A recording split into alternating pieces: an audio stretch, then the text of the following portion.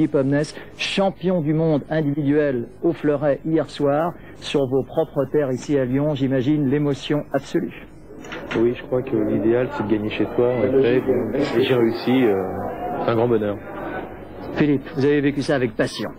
Avec beaucoup de passion, parce que je crois qu'on a vécu, vous voyez sur les images, c'est la première manche entre Philippe et Andrea Borella. Andrea Borella tient le haut du pavé depuis 1977.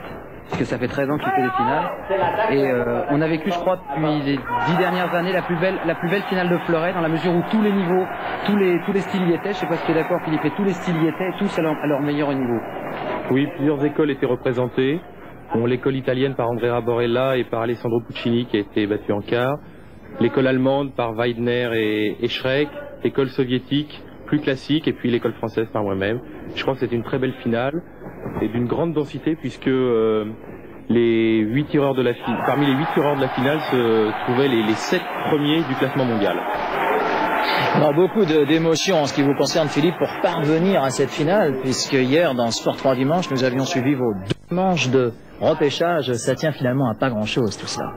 Et oui, parce que j'avais commis une erreur dès hier matin en me faisant battre dès le premier tour et en me retrouvant dans les repêchages. Je n'avais donc plus droit à l'erreur, mais je dois dire que plus la journée avançait, mieux je me sentais, et puis j'ai jamais douté dans les repêchages, et puis le doute ne s'est pas installé non plus en finale, et puis ça a bien marché.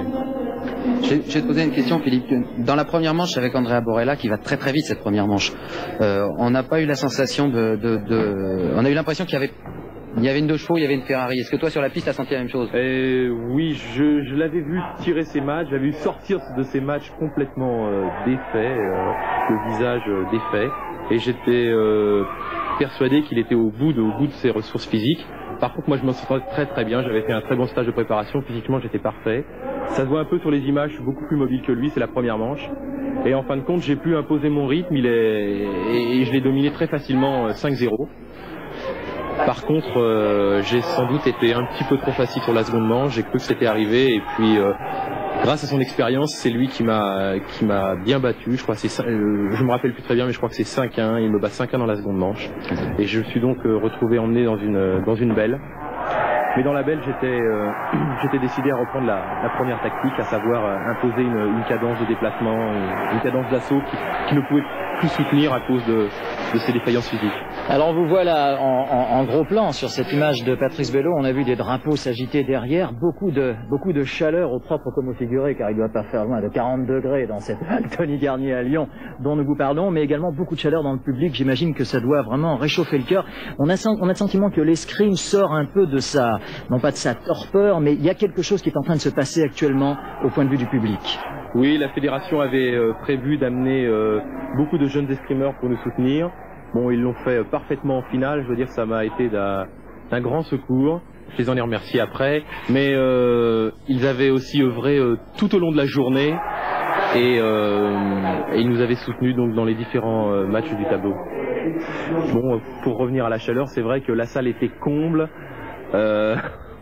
Nous étions nous-mêmes très fatigués, on a un petit peu souffert de ça. Je pense que c'est en partie ce qui a causé les défaillances physiques de certains des tireurs. Je crois que l'Allemand Weidner a dû demander une interruption du combat pour des crampes. Voilà. Et puis Borella était sans doute très fatigué. Alors là, vous concluez, Philippe, la première manche sur le score de 5 touches à 0, le score parfait. Et je rappelle, ou plus exactement, c'est vous, Philippe Boisse, qui allez nous rappeler ce règlement, ce nouveau règlement, donc, qui prévoit 2 manches, le premier à 5 et une belle s'il y a lieu, et belle il y allait y avoir, puisqu'on voit ici que très rapidement, c'est un peu le scénario inverse de la première manche, c'est l'Italien Borella, héros du Challenge Martini, notamment cet hiver, qui se détache assez rapidement. Borella, donc, le droitier, qui est sur la gauche. Assez plus grand que vous, Borella. Hein. Oui, il fait plus d'1m90, et donc je lui rends une dizaine de centimètres, quoi.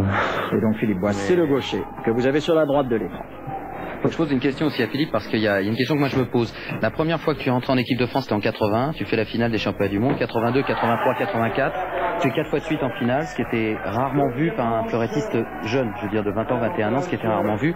Et de 85 à 88, tu fais malheureusement pour toi pas du tout de finale, pour finalement reprendre après Denver. Est-ce que c'est le fait d'avoir un petit peu raté les Jeux de Séoul, ou pas raté les Jeux de Séoul? Est-ce qu'il y a eu, en fait, une motivation ou un déclic chez toi?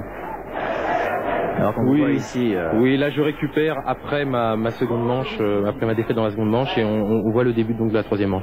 C'est-à-dire que après les Jeux de Séoul, c'est vrai, j'avais subi une grande déception, autant après l'épreuve individuelle que par équipe. Et je me suis accordé une saison pour savoir ce qu'il en était de mon avenir sportif, de mon avenir de compétiteur en tout cas. Et je pensais avoir atteint mon sommet donc dans les premières années entre 81 et 84, et puis être sur la pente descendante. Et puis j'ai essayé de prendre un petit peu de distance par rapport aux événements.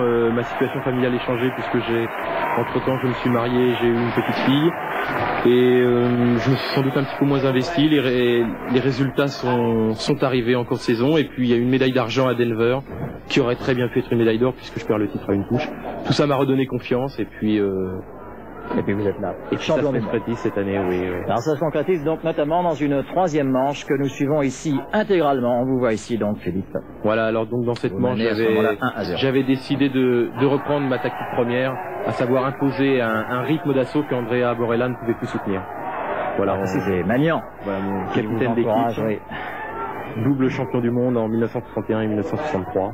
Très grand nom de l'escrime française, Jean-Claude Magnan, bien sûr. Voilà. Qui m'avait en partie soufflé la solution pour cette troisième manche.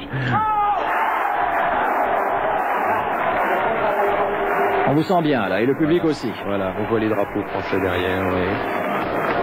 2-1. Alors, il faut savoir aussi que le titre de Philippe Omnès récompense une école française qui n'avait pas eu de titre de champion du monde depuis 12 ans, qui méritait le titre soit par des gens comme d'autres personnes avant toi qui ne l'ont pas eu, comme Cédric Petrouchka, qui l'aurait bien mérité à une certaine époque. Et ça remet un petit peu les pendules à l'heure par rapport à certaines personnes qui, il y a 2, 3 ans, 4 ans, tiraient bien à salve découverte dans le fleuret masculin français, où il n'y a pas que Philippe Omnès, il y a quand même les jeunes derrière qui sont bons, je crois que par équipe, et Philippe nous le confirmera. Oui. Je suis sûr qu'ils vont faire quelque chose. Oui. C'est vrai que j'étouffe un petit peu par ce résultat mes équipiers de l'équipe de Fleuret, mais il y a de très bons éléments comme Youssef Ossine, Patrice Hôtelier, Patrick Groc, et puis un tout jeune donc qui est lancé dans le grand bain cette année, c'est Stéphane Konieczny, et nous espérons bien faire un très bon résultat par équipe. L'année passée nous étions médaille de bronze à Denver, et on espère au moins faire. Là ça devient particulièrement intéressant, Philippe, puisque vous êtes à une touche d'un titre de champion du monde. Vous menez par 4 touches à 1 dans la manche décisive. Borella sous son masque, évidemment très inquiet, on le serait à moins. Très joli allonge là. Et l'Italien, évidemment, comme la plupart des Italiens, très gestuel. Philippe Omnès a une touche du titre. Philippe Omnès, je le rappelle, sur la gauche. Voilà. Pas encore tout à fait pour cette fois, puisque Borella contre réduit l'écart à 4-2. Mon attaque passe et je me plante sur sa ligne, 4-2. Bon, ça m'a pas fait douter, je dois dire. Hein. Je m'étais accroché à une tactique et je l'ai mené jusqu'au bout. Voilà, on voit bien, j'essaie à nouveau d'imposer une cadence dans l'assaut, d'être le plus mobile possible pour le gêner. André a un petit peu plus de mal que moi à se déplacer. Et voilà, je pense que c'est la dernière touche. Oui. Alors oui, une petite hésitation, hein. Vous avez regardé l'arbitre. J'attendais la décision de l'arbitre, oui. Car tout ceci, comme nous le précisions hier avec Philippe Boisse dans notre commentaire, se joue vraiment au 10e, voire au 100e de seconde, et c'est la joie. Je pense pas que vous ayez vu ces images, Philippe, mais vraiment, c'est la joie absolue. Philippe Omnès sur le podium, une Marseillaise qui retentit. Et hier, Philippe, dans Lyon, à 1h du matin, il y a 250 jeunes des pistes qui criaient ton nom dans tout Lyon à 1h30, 2h du matin. C'est joli. C'est ça aussi, peut-être, le renouveau de l'escrime, mais plus particulièrement de l'escrime française. Philippe Omnès, je vous remercie de nous avoir rejoints. On vous souhaite évidemment bonne chance maintenant pour le titre par équipe dont vous nous parliez à l'instant. Et maintenant, nous vous donnons rendez-vous pour la finale d'aujourd'hui.